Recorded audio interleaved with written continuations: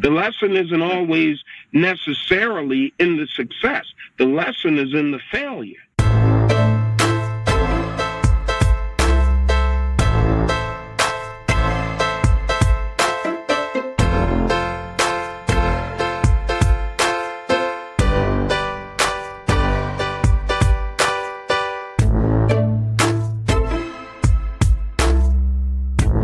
And welcome to another episode of the Scar Tissue Podcast. My name is Fabian DeMarco and I'm your host. You know, being an entrepreneur, it means you're always searching for problems to solve. It means you're always looking for new opportunities. It means you have this optimistic eye on a world that doesn't even exist yet. So inherently being this way means your mind is constantly in a state of motion. You're moving outside of your comfort zone and back in, and back out again and back in. So you're always in a state of risk and fear. All for a bite of a fruit that exists in the distance, and sometimes it's a fruit that only you can see. So being this way feels somewhat isolating. A lot of what you see as an entrepreneur only exists in your head, so it can feel hard for anybody else to understand, or at least that's what you see. Instead, what you end up doing is you run this stream of monologue, a conversation with yourself. You're constantly skating on this line of fame and failure, and in this headspace, we begin to see faults in the DNA of business founders and entrepreneurs. Now, if you combine all that with the curated news from social media about every entrepreneur winning and crushing it and having no days off while they're living on this diet of ramen noodles and Red Bull, you have the recipe for some pretty severe health issues, mental, physical, and emotional. I know I've personally burnt out more times than I care to count. That's why I wanted to do this episode today.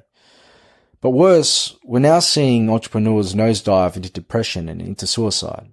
I've personally haven't gone that far, but I know a lot of peers who have. And I think now that there's never been an easier time to actually start a business, and we have more business founders than ever, we really need to have a conversation about how do we make healthier entrepreneurs and how do we get them burning out less.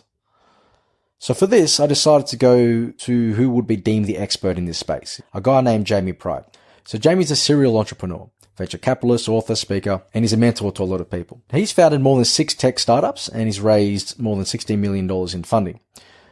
But his life took a pretty dark turn one day after he listed his HR business Refined, which went up to a valuation of $200 million on the ASX, Australian stock market. And then seemingly overnight, it plummeted. He started receiving death threats and the torment of failure started pushing Jamie into this really dark depression. He was finally hospitalized. On this episode, we discussed not only how Jamie got out of that darkness, but how founders can prevent similar spirals. We discussed dealing with failure and the struggles of having co-founders and investors and teams and managing personal relationships and what that's like for an entrepreneur.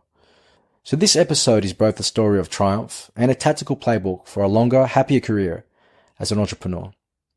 Even if you don't run a business, I think there's plenty for you to take away from this episode. There's plenty I took away. So enjoy this conversation with Jamie Pride. It's not too hard to jump online and see success glorified. Every other podcast or social media post breaks down mental models of success. But most people shy away from their stories of failure. Most people, I suppose, fear failure. Jamie Pride doesn't run from it. He tackles it. Not just through the theory he teaches in his new book, Unicorn Tears, but also in his actions through the Founder Lab. It's because of how proud he wears his scars that I wanted to have Jamie on this podcast. So Jamie, welcome. Thanks for having me. That's the way. So Unicorn Tears, Founders Lab, why did you create these vessels for your message? Look, I mean, I've been working in the startup community for probably 20 years on and off, depending on how you sort of frame it. I think that there's been a lot of work done on building capacity to a certain degree, but most of the focus has been really on capability. So looking at, what skills do entrepreneurs and founders need, to be successful in their business, whether it be business model, focus or value proposition. But I don't think there was enough work, focused on capacity. And by that, I mean, building a fuel tank or a reservoir that founders and entrepreneurs can tap into in order to sort of deal with the roller coaster and the ups and downs of being an entrepreneur. And so the focus of the Founder Lab is really to build better founders. We're focused more on the founder than we are on the startup.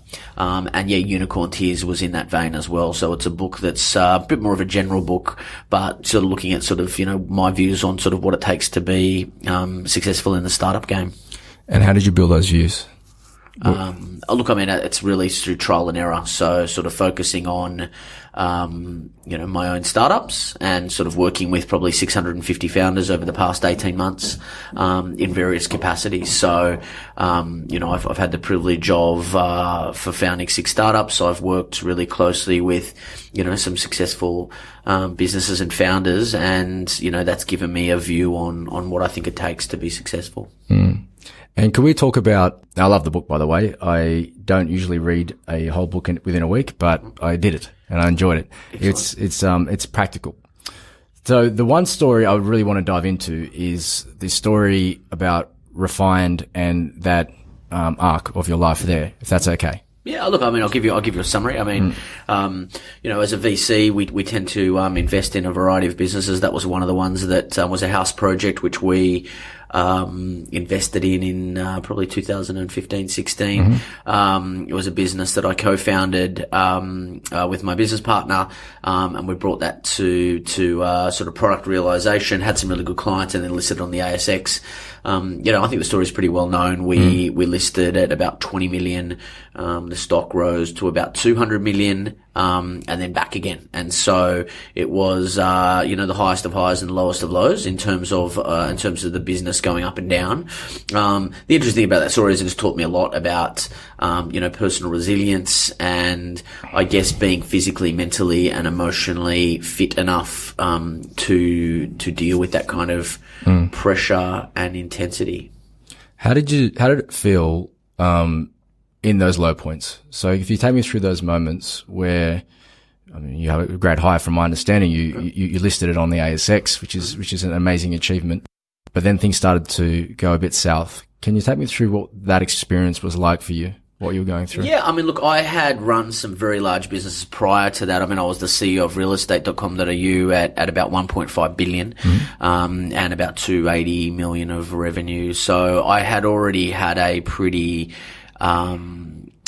experienced career, in sort of running and managing large organizations. And that was a listed business as well, but, different in a small cap space. And certainly, sort of dealing with the volatility associated with, day traders and, in a volatile market was really challenging. And look, I think, as I sort of said at the outset, there's a concept of, having the capability to do something versus having the capacity. So for me, the sort of key learning was, look, you can have all the skills and experience in the world. But if you're not physically fit enough, if you're not, mentally or emotionally fit enough, then, you're not going to sort of be resilient enough. And you're certainly going to be in a defensive mindset, during those sort of downtimes. And so for me, it was an exhausting process, and it certainly caused me to, reflect pretty heavily on sort of, what I wanted to do, what I thought my own strengths and weaknesses were, and look, on sort of on hindsight, it was actually a positive experience. At the time, it didn't feel that way. At the time, how did it feel? Look, I mean, it was a highly stressful, environment. It wasn't pleasant. Yeah. And through that time, what were you reflecting on?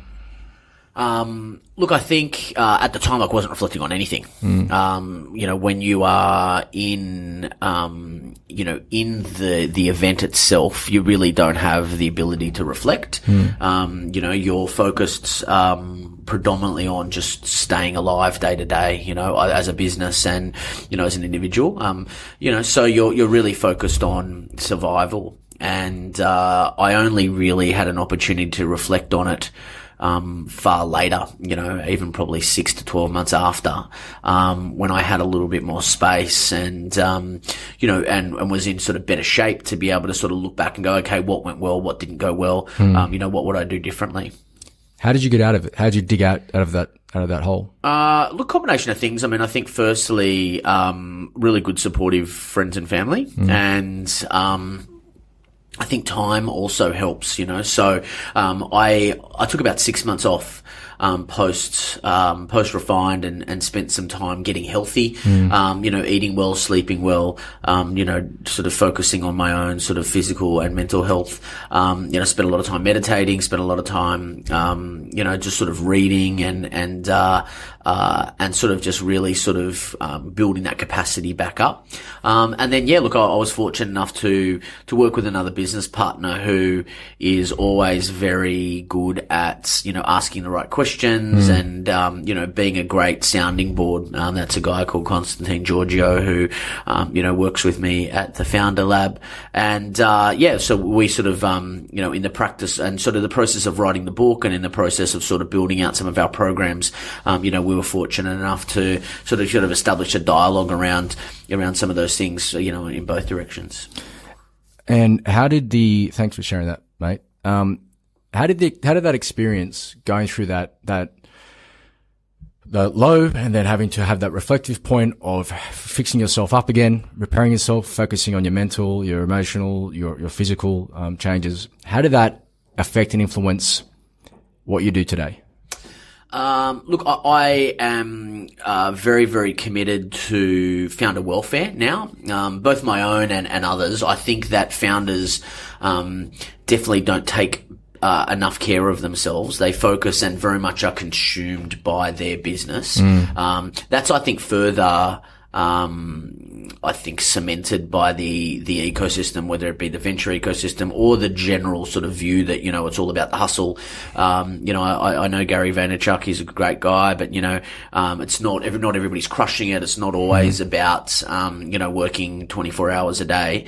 My belief is that good leaders need to take care of themselves before they can take care of others. And so we have focused really heavily on founder fitness. And by that, it's not just physical fitness, but it's really about how prepared you are as a founder, to be able to deal with the stresses of, entrepreneurial life. And, that means that you have to invest, in your own welfare before, your business and during your business. It's sort of something you can't say, okay, look, after I've got my product out, then I'll take care of myself, or, after I've raised capital, then I'll take care of myself. Just keep pushing it out. And so most founders defer those things to the future, and then they don't have the reserves, to draw upon when they need it. How big of a problem is it? It's a huge problem. About 30% of all founders have suffered from depression, about 27% from anxiety. Founders are twice as likely to be hospitalized for a mental health condition. They're about 3 times more likely to have considered suicide than the average sort of business population. And so, there's a degree of, what you would say is sort of numbing out with drugs and alcohol. So founders are about 6 times more likely to have a substance abuse condition, and they're either sort of burning out with sort of stress, anxiety, depression, or they're checking out, and so founder suicide's on the rise. So it's a big problem, and I think it's getting bigger. We have a huge amount of accessibility in the startup world, which I think is fantastic. So the democratization and the openness of, anybody with an idea and a laptop can come into the community, but we're not really preparing those founders for the trials that they will endure as part of that journey.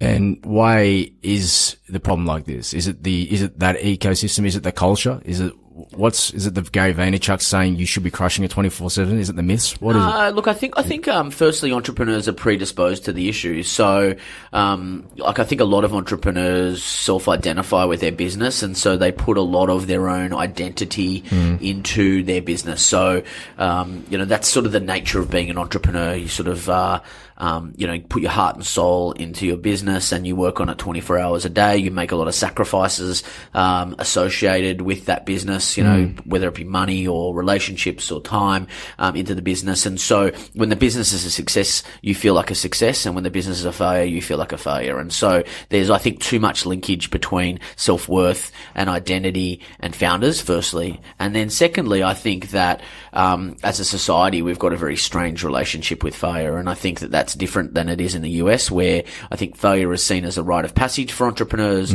Whereas in Australia, I think there's still stigma associated with failing. And, I think the third component is that founders, when they do fail, feel like they're the only one failing. And because they're surrounded by curated social media, everybody else is crushing it. I'm the only person who is going through this particular, issue. And that's just not true, right? 92% of all startups will fail within 3 years, which means that 92% of founders will fail within 3 years. And that's perfectly okay.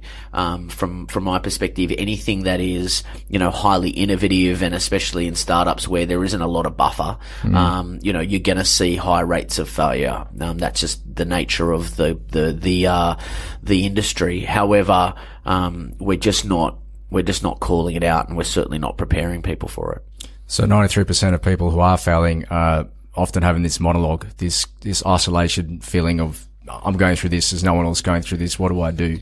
Yeah, they feel alone, and they certainly feel like a personal failure. And I think that's sort of part of the behavioural and psychological profile of a lot of entrepreneurs. They are very particular in their psychological profile in terms of being all consuming. If you look at other industries, specifically engineering, science, maths, failure is very much a normal part of the process. It's an important part of the process, right? So, for failure is just one step closer to success. Whereas, a lot of entrepreneurs, don't think that way. And that's very unhealthy in that sort of thinking. And so with the Founders Lab, you're creating a dialogue.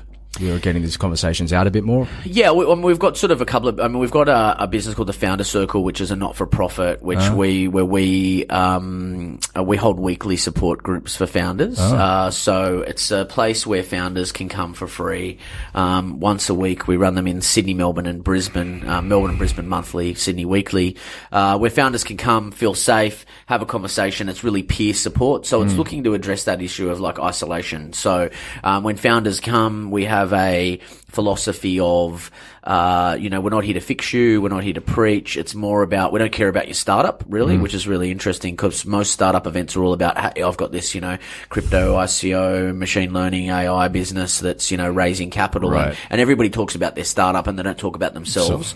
Right. So this is where other founders can sort of share. Typically between 6 and 12 founders get in a room every week and they say, look, I've got to fire my co-founder, or I'm having challenges with, sleeping, or, we're running out of money, and other founders shared their experiences in that space. And so, we've had about 600 founders through those groups, over the course of the past 12 months.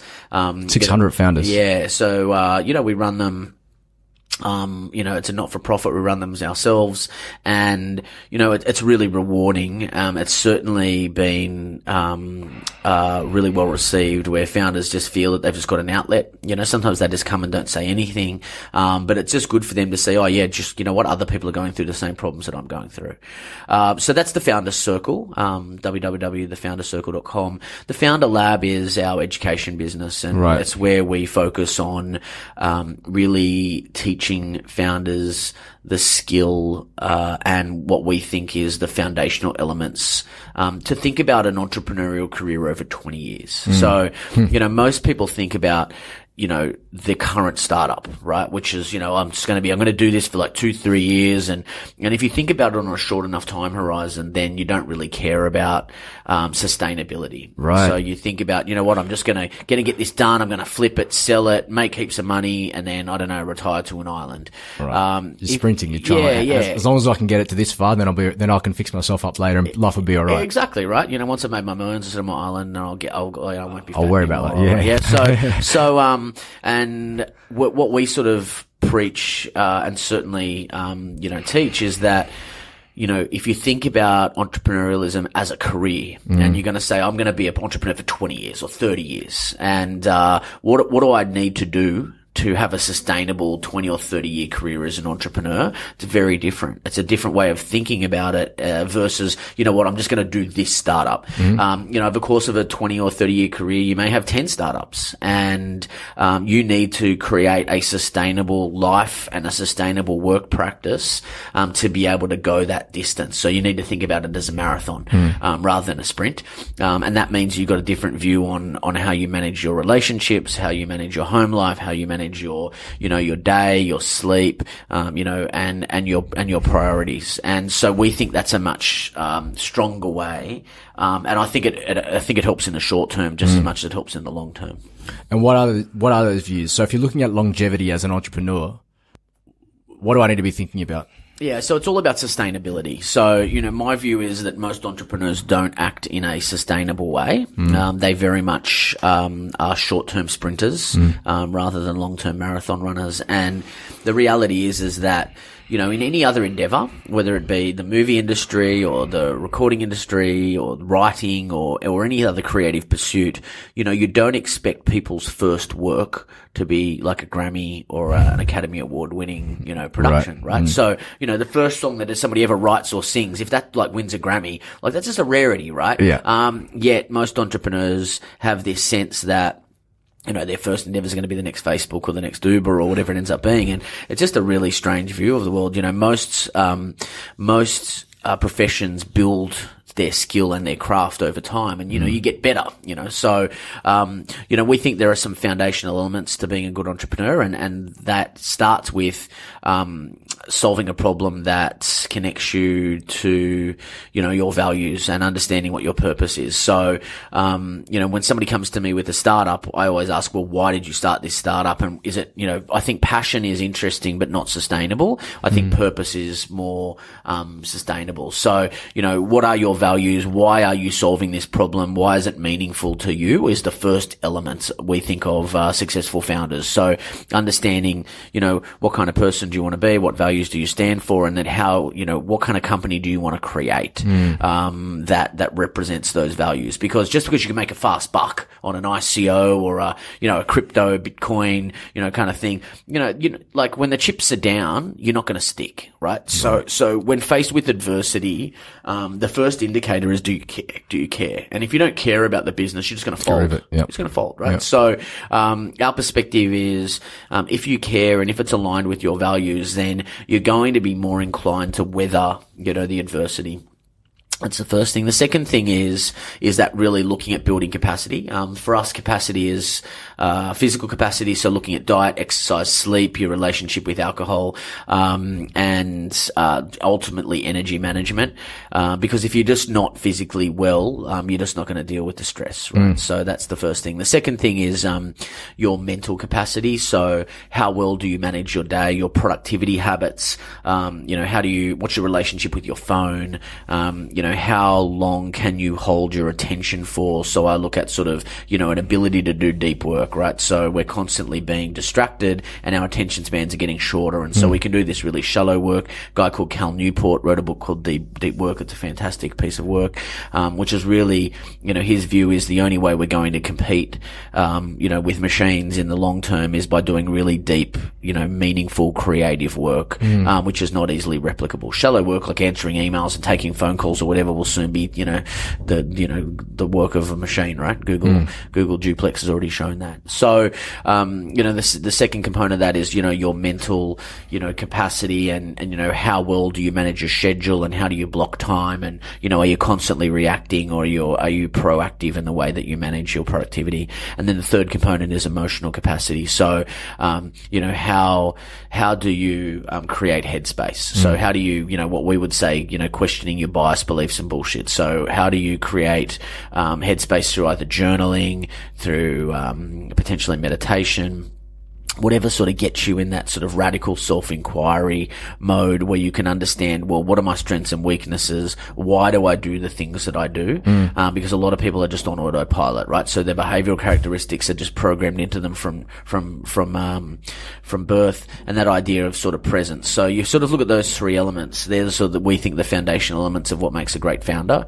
And then you build a business on top of that, because once a founder sort of concentrates on those three things, they start to exhibit three traits. And the first of those is that they are typically more self-aware. And more self-aware founders are more investable, they're more coachable, they work better with investors, they build better relationships. That means that they're going to build a better team around them, they're going to attract better talent, and they're just going to be more pleasant to work with. And the second thing is they're going to be more adaptable. So, they're going to be more open to changing their opinion, they're going to be more open to looking at alternatives. So for me, that sort of adaptability is the second component, and then they're going to be more resilient, which is an ability for somebody to bounce back from adversity. It doesn't mean that they're not going to fail. It means that when they do, they get back up, and they get back up faster. So the reason why we focus on foundational elements is that ultimately it leads to adaptability, awareness, and resilience. And we build that in a sustainable way. And so that is the cornerstone of our model. And have you seen success with it? Have you seen that founders that are going through this building block process are coming out more resilient, more self-aware?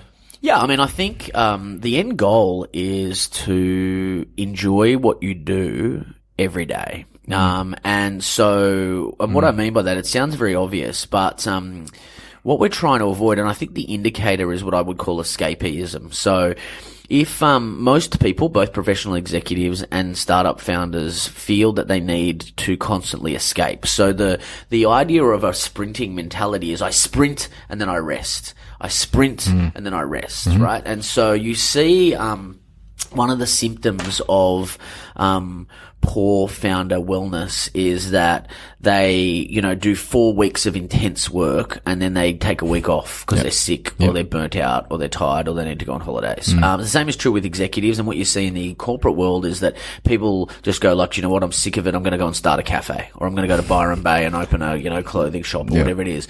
Our view is that if you have a sustainable working model, you actually don't need to get out at all. So you are nourished in your daily work. So you never are burnt out, right? So you're actually filling the well up every day, not withdrawing from it. And so, if you've got a good morning routine, if you've got a good evening routine, if you're managing your productivity, if you're focusing on building that capacity, then you never need to take a holiday. Now, I'm not saying don't take a holiday, but you're just not in that sprinting mode. And so work is enjoyable for you every day. It's not something you want to get away from, So if you're not enjoying playing the game as an entrepreneur, it's going to suck really badly. Right. You may never get the capital raise. The product may never ship, right? So the sort of future, with all this stuff that may come, may never come. Yeah. So if you're not enjoying today, tomorrow, the next day, if you don't enjoy playing the game, and the analogy I use is sort of kids sport, right? So there's a point in time where kids go and play soccer and they don't care about whether they score, right? Just running all together. They're just running, right? And so they meet up with their mates and they just play a game, right? And they have a ball, right? And so they love playing the game, right? And whether you score, whether you win, whether you lose or whatever, they come off the field and go, hey, soccer was great. Now there comes a point in time where that changes and it's all about, well, I won or I lost, and that sucked or whatever. And eventually they give up. So the reason why kids don't continue in kids sport is because, they become sort of outcome focused. Rather than enjoying playing the game, they're playing to win. And so I'm not celebrating failure, but I am saying that if you don't enjoy, what you do every day and you go, this sucks, but I'm going to make millions of dollars, right? That's the wrong approach. I like that. There was, it reminds me of, I was listening to a conversation about this the other day, and I forget who said it. I'm going to use the wrong person. Let's say it was Mozart. And he said, life isn't always about the outcome. If it was, all you would listen for in my music is the last note. Yeah. But life should be about the whole song. Exactly. Right? So it's about the whole thing you're enjoying, not just trying to get to the last bit. Otherwise you fast forward the whole lot just to the end, right? Exactly. So it's that enjoyable part through it. So then how do you check to see if this stuff is maintained? Do you have to recalibrate? Yeah, look, I think everybody does. And I think any long-term behavioral change is always a challenge, right? So, I give a lot of lectures and, everybody goes, oh, yeah, I'm going to go and do those things. And then, they get 3 days of it, then they forget, right? So it's the same. It's like the same as diet and exercise and all those things. I think that, we run a founder fitness assessment where we can look at sort of essentially founder maturity and sort of where they are in sort of particular dimensions to baseline them, across a number of characteristics. And we can continue to check in and do that over time and see what it looks like longitudinally in terms of, how a founder improves or otherwise across a bunch of metrics. That said, I think there are just really, I believe in that sort of this idea of 100-mile march where you just march 1 mile every day and eventually you get to 100, right? So behaviors are essentially a sequence of really small, steps that you just take every day. So for me, rituals and routines, are the cornerstone of the implementation. So, I think, your morning routine and your evening routine are super important. So if I look at what you do in the morning, in the first 2 hours of the day, will ultimately set the tone for the rest of the day. So, for me, a good morning routine comprises of 2 major components. One is energizing and the other one is around focus. So, I have a digital sunrise. So I wake up at 6, my phone wakes up at 8, right? So I don't touch my phone for the first 2 hours of the day. It's in a separate room. I don't take phone calls. I don't read email. I don't do anything on the web, whether it be social media or otherwise, because my morning routine used to be roll over, pick up my phone. I'm immediately either surrounded by bad news, or false curated social media of people all in France and, skiing or whatever. And I go, fuck, my life sucks, because of that. Or alternatively, I'm reading email and other people are complaining or setting my agenda for the day. So I don't touch that. Get an old school alarm clock is the way to go, right? Then I wake up in the morning. I spend about an hour just on me. So whether that could be exercise, it could be meditation, it could be eating, it could be reading a book, listening to a podcast, TED, whatever, just having a shower. But I spend the first hour of the day just on restoring myself, energizing myself, getting myself in the right headspace, pumped up. So I haven't had any negative influence. Nobody's reached into my world and told me to do something via email or they've upset my headspace or whatever.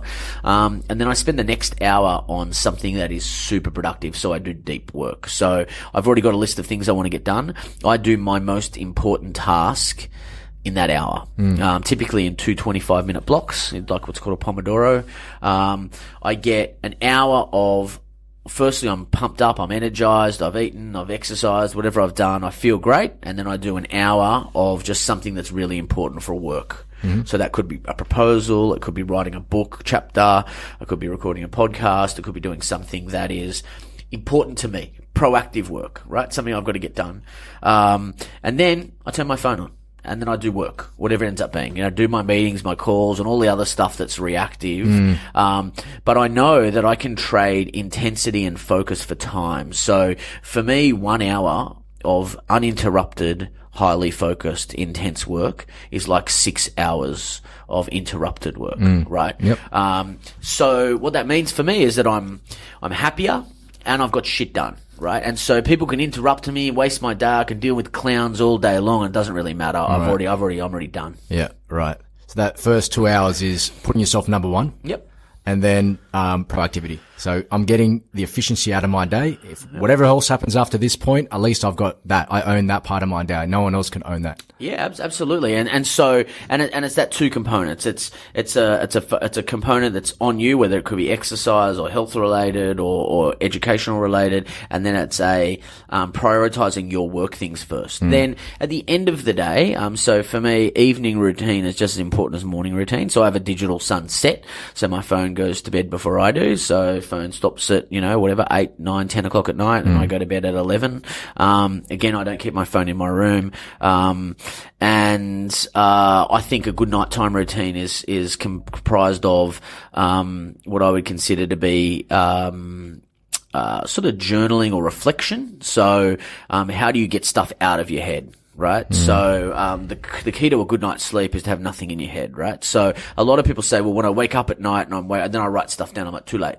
So, you can do that in one of two ways. Like I journal, I use the 5-minute journal. I'm a huge fan of that, product. It's, takes you about less than 5 minutes to do, which is just a reflection on the day, like what went well, what didn't go well. I look at my diary, plan out what I need to do the next day, and then depending on it, my business partner has this sort of concept of what's called deliberate worry, where you just write down everything that is currently concerning you, everything exhaustively, get it down, and then what's one thing you're going to do about it, right? And then just put it in another room and then go to sleep, right? So that concept of reflection and getting stuff out of your head, I think, is critical. And then the second component is looking at, some kind of sleep hygiene. So it's different for everybody. It could be, the physical components of sleep. So temperature, noise, darkness, all those things. Exposure to blue light. And then it could be, temperature around hot showers. It could be, tea. It could be melatonin. It could be magnesium. There's a bunch of other supplements you can take to help you sleep. But for me, the foundation of really good entrepreneurship is sleep. And most entrepreneurs I know sleep badly. So the first question I ask when I mentor a founder is, I go, how much sleep are you getting? Because if a founder isn't sleeping well, then there's no foundation to build on. So it's kind of like a lead domino, right, to everything else. So if you sleep bad, you're probably going to eat bad the next day, and you're not going to have good concentration. So, that's going to break down too. So your mental and physical is going to go because you just had bad sleep. Yep, and then your relationships will break down because you're going to be more irritable, you're going to be grumpy, you're going to be less creative, your ability to concentrate is going to be reduced. So all of those things crumble. So, you're going to have an argument with your co-founder, or you're going to have an argument with an investor or a customer or whatever because you're going to be tired and grumpy. You're going to make rapid decisions. You'll hire the wrong person. You'll make an expedient decision around your product. You will, not think of the best solution, so you won't be creative, all of those things. And so I laugh when I hear people go, I only slept 2 hours last night. Like it's a badge of honor. Like a badge of honor? Yeah. I'm like, that's a joke. Like, you're kidding me. Good on you. Yeah, I mean, good for you. Less competition for me. Yeah. I mean, so I think that's really bad. So, for me, but I know a lot of entrepreneurs suffer from insomnia, and they have real challenges with getting to sleep and staying asleep. They worry a lot. They toss and turn. They've got a lot of stuff going on in their heads. What's keeping them up at night?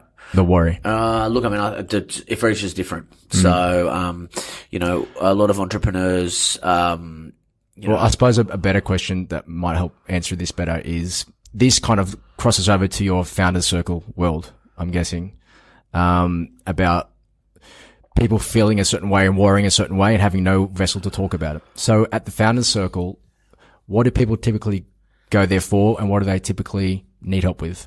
Yeah, I mean, look, the three most common issues that we see at the founder circle is, one, co-founders is the first one. The second one is investors. And then the third one is essentially relationships and managing teams. So, when it comes to co-founders, it's the biggest issue, I've got to say. So a lot of startup trouble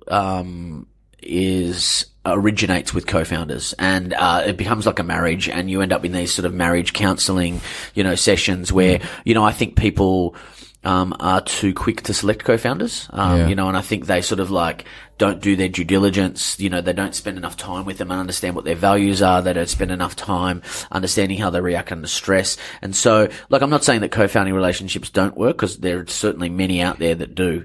But when I see a startup that's got internal issues, the first thing I look at is, how do the co-founders work together? And a lot of the time they don't. And so there's either a disproportionate view on work, and I'm working harder than you, or, you're not contributing, or all of those things. And they're trying to, divide up the equity of the business, and they don't solve problems together appropriately. They've got a lot of conflict, and that is just huge. That's like a death sentence for a business. That's the first thing.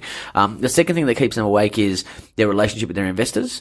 So if you've been fortunate enough to take on capital as a startup, that doesn't solve your problems. In fact, sometimes it can often create more. So a lot of startup founders, I liken them to cats. If you've got a cat, where cats are just food distribution machines. Like they're just constantly looking for food and eating food, right? Like, so I know you've got cats, but I do. And so, startup founders are the same. They're like, I need money. And I'm like, no, you don't. Like a lot of the times you don't. And so when they do take on money, or capital, they haven't thought about who they take that capital on from, and what expectation setting with their investor, how you're going to communicate with that investor. Is that investor passive or active? Are they going to want weekly reports? Are they going to interfere in the business? What value they can add? And so that investor, what I would say call investor founder disharmony, can often be just as catastrophic as investor co-founder disharmony.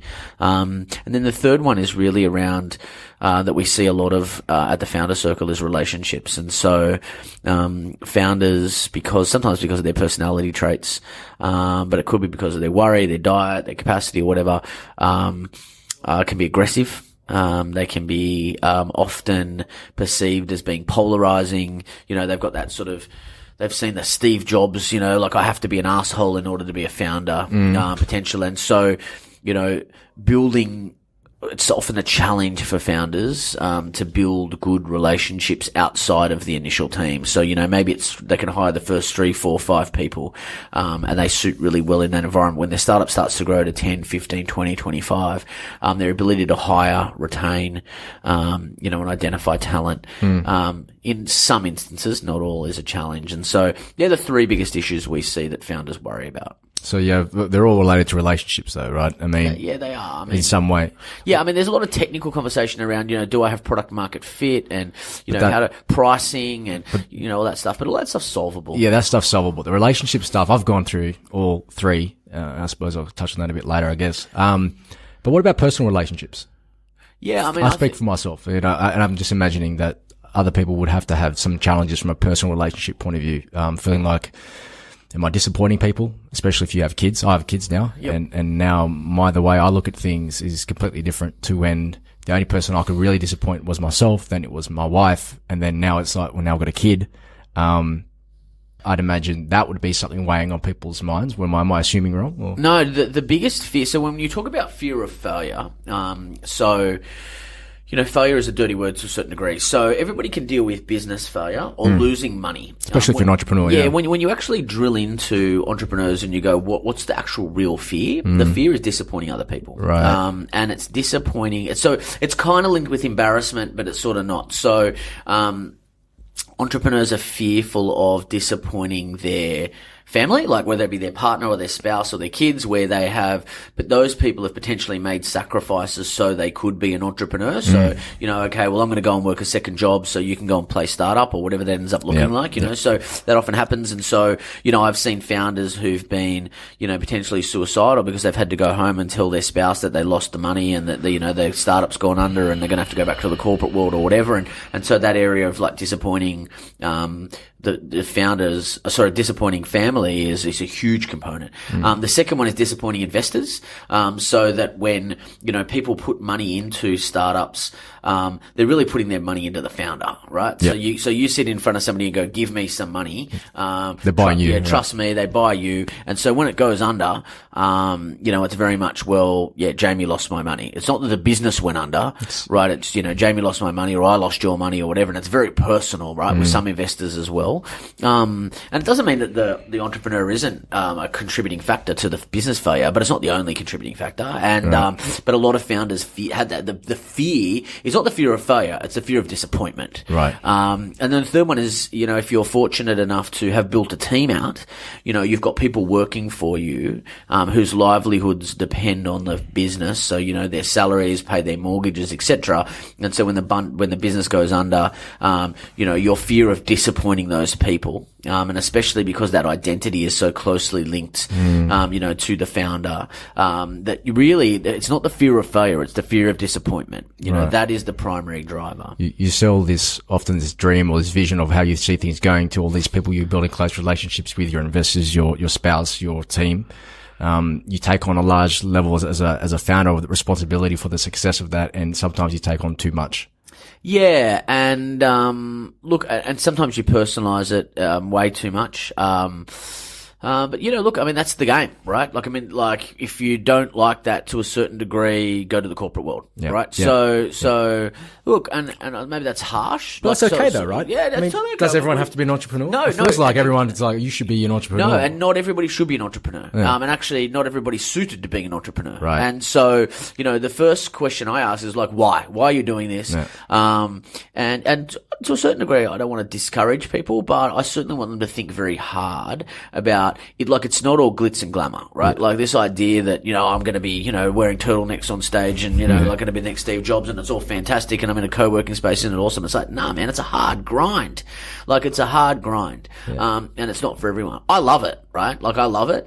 But I think a lot of people come into the ecosystem with a very, like, distorted view of what it's going to be like, and then they get, like, punched in the face and go, holy shit, this is actually much harder than, like, the social networking movie actually makes it out to be, right? Yeah. So that's, that for me is really interesting. The other thing, you talked about relationships is, I think if you are in a relationship, having an open conversation with your partner about what sort of support you're going to need and what really it entails, because I don't think you can do it without that foundation. Because if you're constantly fighting the challenge of the business landscape, and then you go home and you're getting, somebody's on your case about, like, why haven't you earned income this week or whatever, that's just a nightmare. And so having an open and honest conversation with, your spouse about,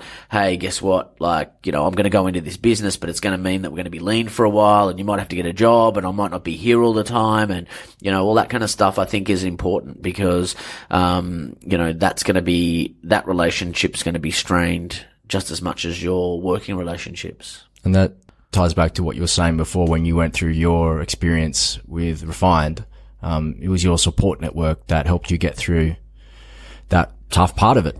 Yeah, right? and I think a lot of founders just kill off their social lives, right? Like, and so they kill off their friends, their family, and their, hobbies, and, they don't believe that they should have a life outside of their business. Especially, and I think that's unhealthy. I'm guilty of it just as much as everybody else, but, I think you've got to work on it. And I think you've got to say, do you know what? I'm going to switch my phone off and not work on the weekend.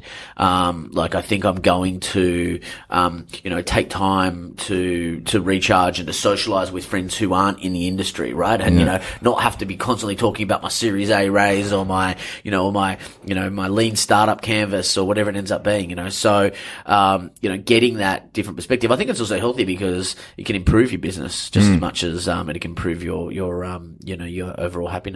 This goes back to that self-awareness though. It does. And, I don't think, and the reason why I think capacity is so important is that it's really hard to be self-aware if you're in a defensive position. So, if you're stressed out and you're under assault and you are, struggling, then you're just in survival mode. And, you can't, so it's all good and well to say, hey, you need to do 20 minutes of meditation a day and eat well and exercise and journal and all that kind of stuff. And you're going, man, I'm fighting for survival, right? Yeah. And so the first step is to get people out of that survival mode. And that's why building the capacity is so important, because it gives you that buffer that you can draw upon when you are in a crisis. So, if, part of the reason why I had a big crunch is because I had no capacity when the adversity hit. And so you can't make any more withdrawals, right? So, you withdraw by, not sleeping, by eating badly, by, burning all your relationships, and so, you end up in sort of negative, right? Whereas if you've invested before you need it, so, sort of that idea of saying, you need to establish these habits from the outset, right? Not like, oh yeah, when the time comes, I'll start no, too late. Right. Too late. You're either preparing or adapting. Yeah. If you're adapting, you're losing. Yeah. And then if you're adapting, then you're coming from behind, and, most of the time you won't make it. It's my view. Can entrepreneurism be taught? Can you be taught to be an entrepreneur? Can you be taught, resilience and all this sort of stuff? Yeah, good question. I mean, me and my business partner go back and forth on this. Our current view is yes. So, the two primary skills required. So, the idea of the technical skills required to create a value proposition and to build a business model and to go through the mechanical aspects or the process related aspects of building and testing and validating an idea can absolutely be taught. The behavioral characteristics of adaptability, awareness, and resilience can absolutely be taught. You can build on a set of behavioral traits to get there. So I used to think that you're either an entrepreneur or you're not. I don't think that's the case. So I don't think that's the case anymore. I think that you can absolutely. What's changed your thoughts on that? Have you seen the nature versus nurture play out differently? Well, no, I think that, if you take the skill out, like the question is, can you teach the behaviors? Yeah. And the answer is yes. Absolutely. So is everybody suited to entrepreneurialism? No. Are there behavioral characteristics that, if you don't like that level, so my view is that most entrepreneurs have got a chip on their shoulder. They have a base level of dissatisfaction. So, and that's okay. It's a healthy dissatisfaction. We sit here and I go, I don't like that cup. It dissatisfies me. So therefore I'm going to build a better cup, or I don't like the phone. I'm going to build a better phone. And so the base behavioral trait of entrepreneurialism is dissatisfaction, right? They want to change the world, right? So they have that sort of sense of, I want to change something, right? And that's the only thing. Yep. If you don't want to change anything, as long as you have that trait, everything else can be taught, in my view. So the kernel is, that sort of sense of entropy. Do you want to sit at rest or do you not? And this idea, I was speaking with Matthew Bardsley from a medical director yesterday on my podcast, and he was talking about this sense that there's sort of duality in the world, and so that when you push and change, then something's going to push back, and so the natural, there's going to be a natural level of adversity when you're trying to change the world, and that's perfectly okay. But no, I believe that entrepreneurial characteristics can be taught. What are some more of those characteristics then? Yeah, I mean, look, I think what are the key ones? Yeah, I think the three are adaptability, awareness, and resilience. That's it. So if you've got those things, and so, they're the behavioral traits, and then I think you've got to have, at a base level, a sense of dissatisfaction and a sense of curiosity. Okay. The biggest skill required, in entrepreneurialism, in my view, is empathy. And the reason why I think empathy is the most important of all of the characteristics is that, in an early stage startup, you are predominantly, Steve Blank says that it's a temporary organization in search of a scalable, repeatable, and profitable business model. You're in experimentation mode the whole time, right? So, I've got this idea. I need to test my hypothesis about whether or not, do I have a customer? Do I have a product? Will somebody buy it? Does it solve the problem? What problem am I solving? And who am I solving it for? And all of those things. Really, you're just experimenting. Does this work? Does it not work? Does this work? No, it didn't work. This worked, etc. So the core for me, the core principle of human-centered design, which is what that's really about, is to be able to go, why do people do the things that they do, and how can I solve that problem for them? So, empathy, which is an ability to put yourself in somebody else's shoes, which is what empathy is, for me is absolutely critical to being a successful entrepreneur. Because if you can go, do you know what? People don't like using this phone because, it needs a 7-page instruction manual and it's all, it's hard to work out and those kind of things. And I can imagine how somebody's going to use that, and I can put myself in their shoes every day, and I can observe them, and I can ask them questions, and I can be empathetic. On that side, I think it helps your product development and your customer development. On the other side, I think empathy is a really key leadership characteristic. So an ability to understand how people feel and behave means that you can recruit, motivate, retain. You can adapt people as well, though, right? Yeah, and you can go, guess what? This person isn't performing because they're having trouble at home. How do I need to manage this person when they don't respond to direction, they respond to encouragement? All of those things are predominantly driven off empathy. And so, that for me is the baseline. That sort of, the three traits of sort of a sense of empathy, curiosity, and ultimately a base level of dissatisfaction, wanting to change, are the core characteristics of entrepreneurialism. And then what makes entrepreneurs successful is that sort of adaptability, awareness, and resilience. That's the innovator's dilemma, constantly trying to solve a problem. And it's something you talk about. And I interviewed a guy called Greg Sotell, and he wrote a book on innovation called Mapping Innovation. And the same concept of don't be as wedded to the idea of the application. You be wedded primarily to the problem. So how do I solve this problem? And in science, it's not just about trying to prove your idea right. It's just trying to solve that problem, and it doesn't matter what that idea specifically is. Yeah, and I think it isn't about proving your idea right. You know, I think that's it's really about just understanding, you know, what is the current landscape and validating, you know, whether or not you're getting that data. So we see a lot of confirmation bias in the startup world, and I think that's based off the principle of fear of rejection. You know, part of the challenge is that most entrepreneurs are afraid of rejection. You know, and so they don't want to go out and ask customers about whether or not they like this product because they worry that they're going to get negative feedback, and so they get in these sort of confirmation bias loops. The reason why they don't cold call, there's a whole reason why. You know, it's interesting. I see this fear of rejection in a lot of entrepreneurs, and it's based on this, I don't know why, behavioral characteristic that they need to get over, otherwise they won't be successful. It's a problem that seems to be getting worse. I was speaking to another guy, called Steve Sims, and he's all about networking. And networking is obviously going to be a big part of growing a business. And he says, I've done something, and he's an older guy, he's in his 50s. He said, I'm doing something that other people aren't. He goes, I'm just standing still. So I'm still calling people up. I'm sending emails to people. And this is a guy that works with Elton John and Andrea Bocelli and these people around the world. And he was no one before that. And I said, how did you meet them? He said, I just started calling people. I just started calling them up and sending them letters and little things that no one else was doing.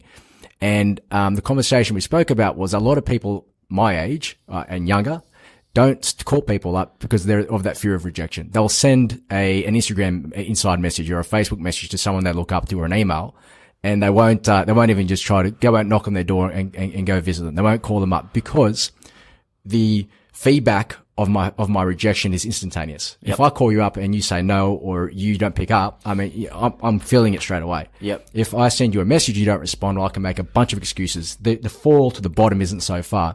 My fear of rejection, because I've put so much value on my pride and I'm making myself out to be this in the world right now. And this is how I believe everyone should be. This idealistic bullshit view is having such a negative effect on our ability to communicate with people, which is having an effect on us to be able to build networks. Yep. So our fear of rejection and the people knowing about our rejection is holding us back from actually having relationships with people. Totally. Now onto resilience. This is one thing I want to challenge on. Can resilience be taught? Resilience is built, not taught. So, right. So resilience is like a muscle that you train. So, so for me, you train to, you know, we go to the gym and we train our muscles to failure so they get stronger. Yep. Right. So, absolutely resilience can be trained. So the question really is, and I almost say, and this is going to sound a little bit strange, but I wish most entrepreneurs had a small failure quickly. Because it makes them more resilient. So really what you want is, the worst catastrophe is when, you know, we see a couple of things at the moment in the Australian ecosystem is that a lot of, our big success stories, are, you know, stood at the plate, hit a home run the first time at bat, right? Awesome. I wish I could do that. It's not the reality. And so the biggest problem is the delay to failure. So in a lot of instances, sometimes funding can exacerbate the problem. So, you may have a crap idea. You might get a little bit of funding initially. And what that does is it smooths over what's essentially a flawed and ultimately, you know, going to fail, particularly business. So the longer an entrepreneur goes to they experience their first failure, usually results in more of a personal impact because they just haven't felt the sting. Whereas if you've had once you had your first failure, you go, okay, I survived. I'm still alive. I'm still here, right? It wasn't so bad. It wasn't so bad, right? I'm a really big proponent of this concept of stoicism, which is an ancient philosophy, that talks about, like, there's a book by Ryan Halliday called The Obstacle is the Way. And Stoicism really is about, a couple of core principles. But one is that, through the adversity is actually where you find your strength, right? And, you can only control the things you can control. You can control your own actions and you can control how you respond to them. You can't control other people. Yep. But this idea that a lot of Stoics practiced poverty, they practiced, deliberate acts of, failure, so that they went, actually, well, if I live as somebody who has no money for a couple of days, and I go, well, there was nothing to fear, right? And that sometimes, things are worse in your imagination than they are in reality. And so for me, resilience is built through practicing those principles, and it's built by, you sort of get at the end of the day and you go, well, guess what? I'm here. Like, I lost a lot of money and I'm still here, and I'm actually stronger for it, actually. So it is like going to the gym and training a muscle to failure so it gets bigger. So absolutely resilience can be taught. And in fact, you can increase your level of resilience by focusing on it. And so, that is, what's your mental attitude. And so the reason why the capacity components are so important is that it's hard to build resilience if you're tired. It's hard to build resilience if you're not eating well. It's hard to build resilience if you're just physically not well, because you're just not in the right headspace. It's hard to build resilience if you can't manage your day. It's hard to build resilience if you don't have the headspace, and you're essentially, not above the line. You're in that survival mode. And so the way you build that resilience is by taking care of, I'm going to be resilient today. No, what you do is you take care of your physical, your mental and emotional health. And then when the adversity comes, you're less likely to crumble because you're going to be fit. You're going to be mentally strong. And then you go, okay, so you view that adverse event differently. And so then you're able to survive it, and by surviving it, you become more resilient. So it's that repetition of being in those uncomfortable, uncertain situations that as you survive them, you're building that resilience out. Yeah. And when you're mentally strong, you think about things differently. So when you're mentally weak, you're thinking about, well, things are happening to you rather than for you. And so, it's a small shift, but you go, okay, well, this event is happening to me and things are bad and I'm tired and I'm run down. And you know what? I'm going to kill myself, right? Versus, I'm not tired, I'm healthy and whatever, and something bad happened. Well, this must be happening for me. What can I learn? Right? And so therefore I get stronger. And so the reason why capacity is so important is because you can't deal with adversity if you don't have capacity. And the only way that to become resilient is to have that fuel tank that you go, okay, well, I'm going to make a withdrawal, because guess what? I have an adverse event that's occurred. But guess what? I've got buckets of the stuff, right? And guess what? Now I'm going to survive the adverse event, and I'm going to be more resilient and more stronger, which means I've got bigger fuel tank, and it becomes a virtuous cycle. It's interesting we're talking about this. So I read, my baby's only 8 months old, and in preparation for having our panic, I was like, okay, a baby, what do I do? And I've got this book called How Children Succeed. And it's basically a big study of why some kids succeed and why some others don't, regardless of your network, financial background, all that sort of stuff. What is the commonality between them? And one of the biggest commonalities is the kids' exposure to adversity at certain ages. Now, it's not meaning that you throw your kids in the deep end and you say, good luck to you, but it's having their exposure to it to get them used to building resilience, but knowing there's a support network there if things are wrong. And I think about that as an important part, at least of my own experiences and other people that I've admired who've done well in business and have overcome things, is that they've had this long exposure to adversity for long periods of time, which often builds that chip on their shoulder, which often builds that I need to go and show I can do this and I'm okay. And if I have nothing else, if I have everything taken away from me, the one thing I know I can do is survive through this because I've been through this sort of stuff before. Totally. And it is, look, it's the cliche, which is, what doesn't kill you makes you stronger, but it's true, right? So what we focus on, is making sure that the event doesn't kill you, right? Like literally or metaphorically, right? Yeah. So, this idea that, we want to make sure that when you do have that adversity that you can get on the other side of it. And so, that means planning for adversity. right? And it's actually not avoiding adversity. So the biggest challenge that, we sort of go is like, people like try and go, well, I'm going to avoid failure. I'm like, no, you're not. Right? Like that's why I started with this statistic. 92% of startups fail within the first 3 years, right? Get used to it. Yeah. So now what? Now what are you going to do about it? So now what? Yeah. That means 92% of founders, you think you're going to be in the 8%. Oh, excellent. Right? Like, that's that sort of, I call it the slot machine effect, which is, I'm the person who wins at the casino.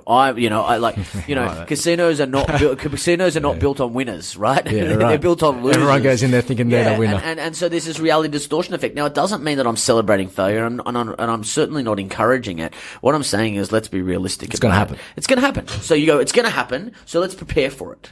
Right? So let's prepare for it. Okay. We'll avoid it as much as we possibly can. Right? And so that's where the capability comes in. Okay. So yeah, guess what? We are going to look at your value proposition. We're definitely going to look at your business model. Let's make sure your product's strong, and let's go and do customer inquiry and all of those things that you need to do, to make sure that you are maximizing your chances for technical startup success. Right?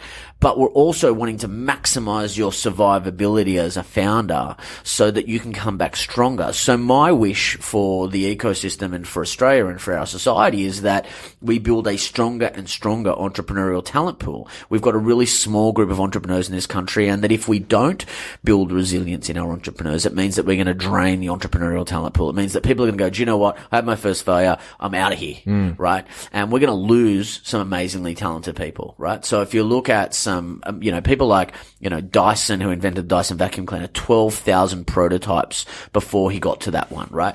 J.K. Rowling, rejected 30 times before her book came out. Steven Spielberg was rejected from film school twice. Like, if those people didn't have resilience, then we wouldn't have some of those amazing things. Like, Michael Jordan got dropped from his high school basketball team, right? Like, if he went, that's it, I'm done, right? The world wouldn't have seen him as a basketball player. So I look at some of the amazing endeavors that we've accomplished as humans. And I go, if we don't develop the core characteristic of resilience, then we're not going to see. Now, there's some people, I do believe in Darwinism, right? So there's some people who just shouldn't be there, right? Yeah. And I don't think resilience is necessarily should be masking that, right? But, that's where self-awareness comes in, right? Where you go, actually, I'm not a great entrepreneur. It's not for me. So I'm going to go back to the corporate world for the right reasons. So that's why it's not just resilience. It's also that adaptability and awareness. I think it's good. It's good to have that conversation. It's good to not perpetuate these myths and create this, further push this fake idealism that everyone should be these entrepreneurs. And if you're not one, you're a failure. If you're not one that works like this or sacrifices like this, then you're going to be a failure. Absolutely. And that failure is actually fine. And that we need to learn from this stuff. You, as someone who is investing into the ecosystem now, you're an investor. I'm not. The people that are coming to you, is there a diversity, or are we still only seeing a lot of the trust fund kids coming through and everything else? No, look, I think democratization of entrepreneurialism is at all-time high. So awesome. So there is zero excuse for not being able to realize your business, unless it's like something weird, like hardware or something, right? But the reality is that most, if not greater than 90% of entrepreneurial endeavors can be done for very little money. No excuse anymore. Yeah. You can scratch together a prototype and you can prove out your value proposition. There's a bunch of stuff you can do without money. And if you're resourceful enough, you'll find money as well. So I'm seeing, I see a fair bit of diversity. In fact, I don't see a lot of people who've trust fund, kind of people, just because, typically they're going into investment banking. But no, look, I don't see that at all. But awesome. I do see a lot of people give a lot of excuses about why they can't do stuff, and so, I'm like, yeah, well, you were never meant to be an entrepreneur. Oh, as in, what's like playing the victim role? Yeah, I mean, for me, that's self-selecting, right? So for me, that is the Darwinism, right? So if you can't get over that bar, and that bar's really low, then excellent, right? Because you shouldn't. You shouldn't, right? So if it's I was speaking to somebody I know recently, and they were like, oh, I always wanted to write a book and blah, blah, blah. And I said, in the time that you've been talking about writing a book, I wrote one. Yeah. And, that's not, to big note me, it's to say there's nothing stopping you from writing a book. It's pen and paper. It's a typewriter. It's not like you need like a printing press, right? So anybody can write a book now. But a lot of people talk about it. A lot of people think it, and only a certain number of people do it, right? And so that's the difference. So you can, anybody can start a podcast. You can do it, right? How many people go, I want to start a podcast, but they haven't. Yeah. And so for me, that's the threshold. So there's a lot of people out there who, have this imaginary life. Like in tomorrow is the place where 90% of all of the new you occurs, right? Yeah. But it's not there, right? Yeah. Tomorrow is not there. So it's what are you doing about it today? Yeah. And I'm okay with that. So I'm not in this self-help business to go, you can do it, right? Because I don't want you to do it, right? My view is if you can't pass that threshold, then you're not going to make it. Yeah. So I'm perfectly okay for you to sit around and go, oh yeah, I've got 7 books in me and whatever. And I'm like, fantastic. Like, that's great. Because I'm going to compete against the people who are going to write books. Right. And so that's for me the first phase of Darwinism, right? So, those people will never experience failure. Which is, to a certain degree, they live in that sort of sense of entropy. They don't, everybody loves to be at rest. And that's the natural state, right, of most things in the universe, is to be at rest. It's that comfort zone of security. Yeah, and so to move something, to move something forward, yourself, others, whatever, requires, bravery, effort, and risk. It's risk. And that's what holds people back, though. It's because any sort of risk can disrupt this homeostasis that I have here of my life. And this, whatever I have here, good or bad, I'm okay. I'm living. Yeah. And you know what? I never have to worry about disappointing other people because I'm never taking any risks. Not taking the risk. Yeah. So you never lose if you never play. Right? That's it. So, and so for me, that's why I'm very disappointed when I see, the negative connotations around risk and failure in this country, where I'm like, hey, you know what? Like, if somebody's coming to me and they've never failed, like, they're not playing. Nah, yeah, right? exactly. They're not even in the game. Like, find me a professional sports person who's never lost a game. Right? Like, it's not possible. No. So for me, like, I think, Gary Vaynerchuk says there's no undefeated in UFC, right? Like, the reality is that, part of the game is getting punched in the face. Especially the best players. Yeah, of course. Because you're having more matches. Exactly. And you want to test yourself. You want to test to see how good am I. And there's the old martial artists always look for the better fighter. Yeah. Because the only way I get better is by fighting people better than me. And then I increase how good I am at things. That's my pursuit, my Buddha, my way of life, is to always find that growth. So that's exciting. Before we get to the last question, where are you from? Are you originally from? Yeah, from Sydney. What area? From Coogee, actually. So from the east. So I grew up in the eastern suburbs. The eastern suburbs boy. And did you go to school locally around there, or? Yeah. I went to Waverley. I grew up in Housing Commission in South Coogee. So spent some time in the hood, and then I got a flute scholarship of all things. So I was a musician and got a flute scholarship to a private school. But I come from pretty humble beginnings. The flute player from the Commission Homes of Coogee. One time at band camp. Not the most masculine of instruments, but got my schooling paid for free. How did, if you don't mind me asking, or if you've had time to reflect on it, how you grew up have an influence on what you do and who you became? It gave me zero tolerance for people with excuses. So, so I grew up with zero. That's my chip. And so when somebody goes, I can't, I'm like, oh, please. Yeah. Right. Yeah. So I have zero tolerance for victims.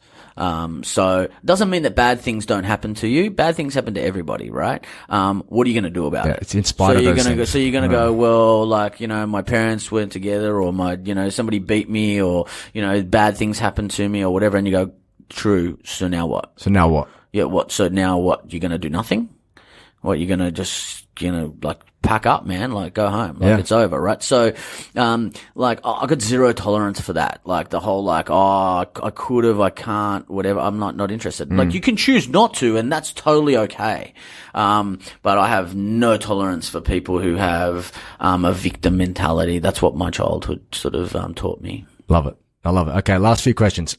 If I was you over the past 5 years, what things would you tell me to look out for? As in, what do you mean?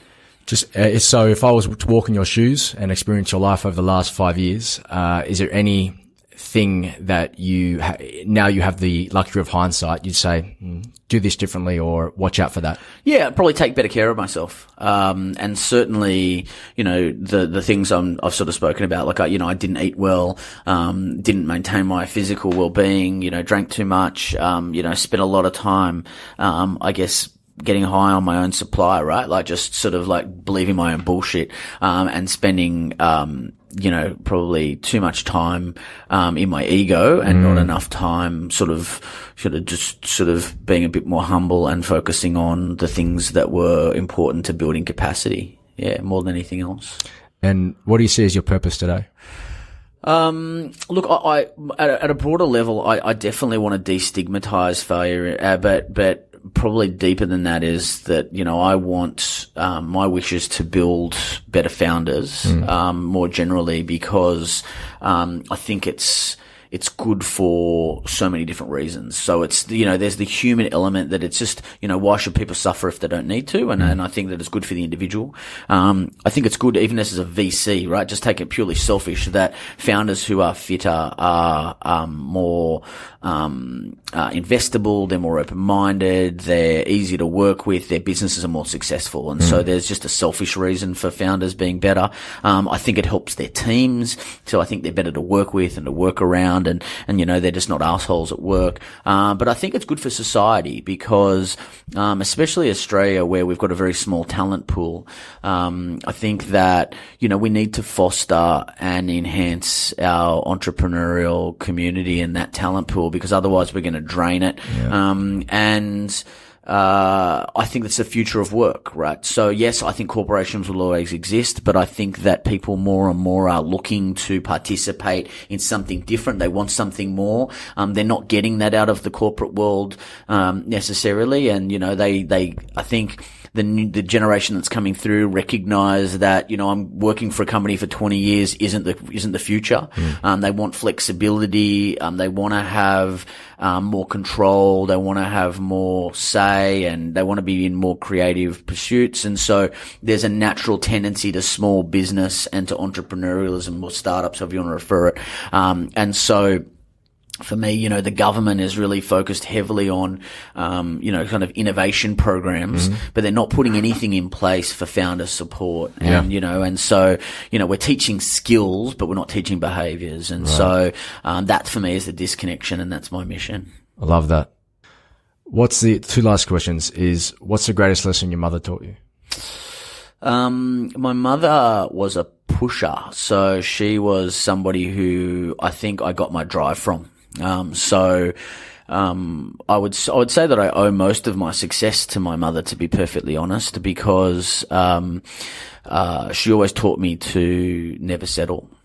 She's a pain in the ass, I've got to say, but, she was the one who sort of gave me my drive. To say that there's always something better. Always wanting you to keep moving forward, always looking for the best thing.